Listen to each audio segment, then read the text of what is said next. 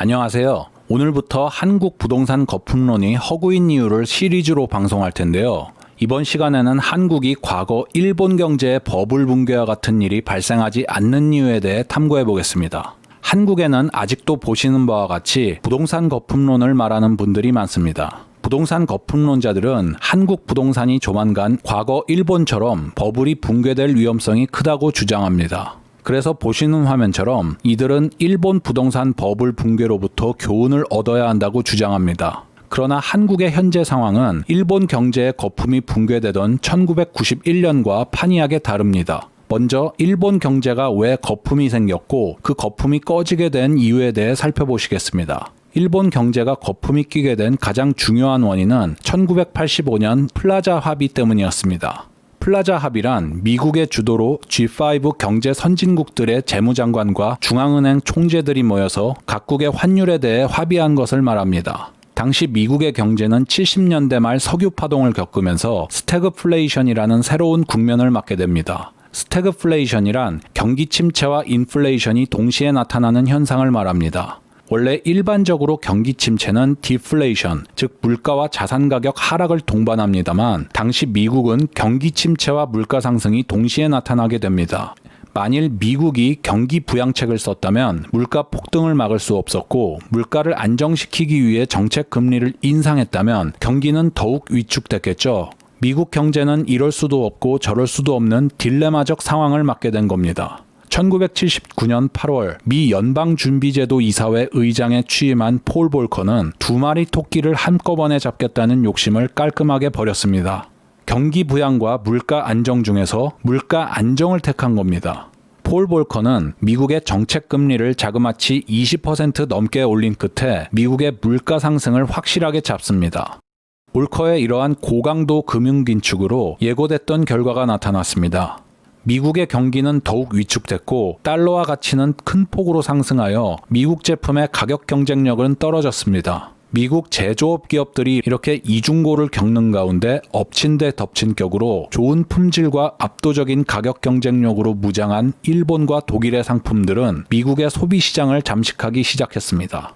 이러한 사태를 맞아 당시 미국의 레이건 행정부는 일본과 서독에 대한 무역수지 적자를 줄이고 미국 경기를 활성화시키기 위해 그 유명한 플라자 합의를 주도한 겁니다. 이때 플라자 합의에서 미국은 달러화 가치를 당시 엔화와 마르크화 대비 크게 낮출 것을 일본과 독일에게 강요합니다. 235엔이었던 달러엔 환율은 플라자 합의 이후 1년 만에 120엔대로 떨어집니다. 즉 일본 엔화에 대비한 달러화의 가치가 반토막이 났다는 얘기죠. 달러 엔 환율이 반토막 났다는 말이 뭔지 실감이 안 나실 텐데요. 달러화는 세계적인 가치평가의 척도입니다. 쉽게 설명하자면 달러 엔 환율이 반토막 났다는 얘기는 미국 엔화의 가치가 2배로 올랐다는 얘기입니다. 그러니까 일본 국민은 플라자 합의 1년 만에 자산 가치가 2배로 뻥튀기 됐다는 얘기죠. 여러분이 어느 날 갑자기 재산이 2배가 된다고 생각해 보십시오. 씀씀이가 해퍼지시겠죠? 갑자기 2배 잘 살게 된 일본 기업과 금융기관들은 일제히 해외 기업, 부동산 등 자산을 닥치는 대로 매입하기 시작했습니다. 보시는 화면은 일본의 정책금리와 주거용 지가 변화를 나타낸 그래프입니다. 일본 주거용 지가가 폭등하기 시작한 시기가 정확히 플라자 합의가 이루어진 시기와 일치하죠. 거품의 시작은 정확히 플라자 합의에서 시작되었습니다. 이때 일본 중앙은행은 가치가 크게 절상된 엔화의 가치를 낮추고 경기를 활성화시키기 위해 5%였던 금리를 2.5%까지 인하합니다. 이때 과도하게 풀렸던 유동성으로 인해 당시 일본의 시중은행들은 부동산 대출 경쟁을 벌였고 일본의 집값은 이 시기에 급등하게 됩니다. 플라자 합의로 유발된 일본 경제의 거품은 80년대 내내 진행되었습니다. 도쿄를 팔면 미국 전체를 살 수 있다는 얘기가 나돌던 시절이었습니다. 결국 이 거품은 1991년에 급속히 꺼지기 시작하는데요. 그렇다면 이 거품은 어떻게 꺼지게 되었을까요?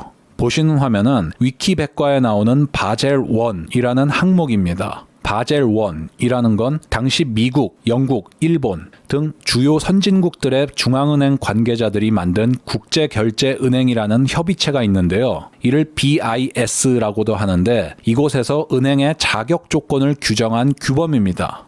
그러니까 이 자격 조건을 갖춰야 국제적인 거래와 결제를 할 수 있는 은행으로 인정받는다는 뜻입니다.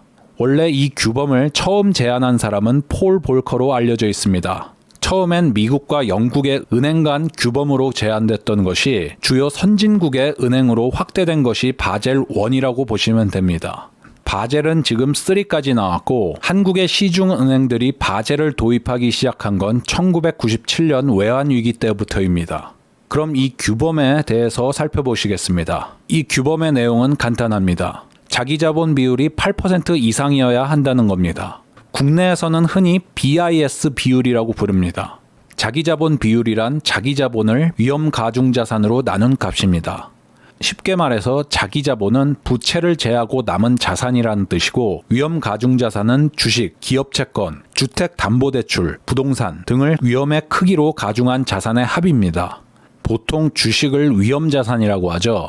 예를 들어 어떤 은행이 주식을 많이 들고 있으면 분모가 커져서 자기 자본 비율 값이 작아집니다. 은행 자산의 대부분은 부채고 자기 자본은 얼마 되지 않기 때문에 당시로서는 이게 꽤 빡빡한 조건이었던 모양입니다. 당시 일본의 은행들은 이 조건에 현저히 미달하고 있었습니다. 일본의 은행들은 거품 경제에 취해서 위험자산을 잔뜩 매입했기 때문이죠. 이러한 규범이 1988년 7월에 제시되었고 1992년에 시행되었는데요. 일본 경제의 거품이 꺼지기 시작한 게 1991년이니까 바젤 1이 실시되기 딱 1년 전부터 일본 금융기관들이 부랴부랴 위험자산을 팔아치우기 시작했던 겁니다. 일본 경제에 거품을 일으킨 것도 미국이고 그 거품을 터뜨려 주저앉힌 것도 미국인 셈입니다. 이게 미국이 의도한 것이냐 아니면 결과적으로 그렇게 된 것일 뿐이냐 하는 문제에 대해서는 저는 반반이라고 봅니다. 그럼 한국의 부동산 얘기로 돌아와 봅시다. 미국이 일본에게 한 것처럼 원화 가치를 갑자기 인위적으로 끌어올리도록 강요했을까요? 그런 일은 없었죠. 환율 조작의 관찰 대상국으로 지정돼 있긴 하지만 대미 무역 흑자 규모로 볼 때 다른 나라들에 비해 크게 낮은 수준입니다. 중국이 4천억 달러가 넘는데 한국은 200억 달러 수준이죠. 중국도 환율 조작국 지정이 해제되는 마당에 향후 한국이 미국에 의해 환율 제재를 받을 가능성은 희박하다고 봐야 합니다. 또 한국의 시중은행들이 무분별하게 위험자산에 투자했습니까? 보시는 화면은 한국의 국책은행 및 시중은행들의 BIS 비율, 즉 자기자본 비율이 얼마나 되는지 나와 있는 기사입니다. 자, 아까 최소 비율이 8%라고 했죠? 여기 보시면 가장 낮은 수준이 13%입니다. 최소 비율인 8%보다 무려 5%포인트 더 높습니다.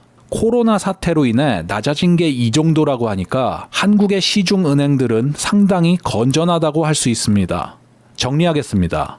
90년대 초 일본 경제의 거품 붕괴 사건은 한국 경제 및 부동산 거품을 논하는데 별로 참고할 수 있는 게 없습니다. 당시 일본과 지금의 한국은 경제 상황이 너무 다릅니다. 일본을 얘기하면서 한국 부동산 거품이 꺼진다는 소리는 전혀 앞뒤가 안 맞는다는 얘기죠.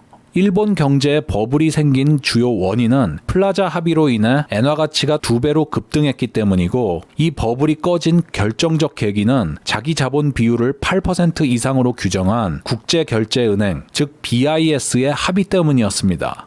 한국은 애시당초 원화 가치가 갑자기 2배로 급등하는 일은 없었죠. 그리고 시중은행들의 자산 건전성은 상당히 높은 수준입니다. 오늘은 여기까지 하겠습니다. 다음 편에서는 서울 부동산의 상승 여력이 남아있다고 생각하는 이유에 대해 다루겠습니다. 감사합니다.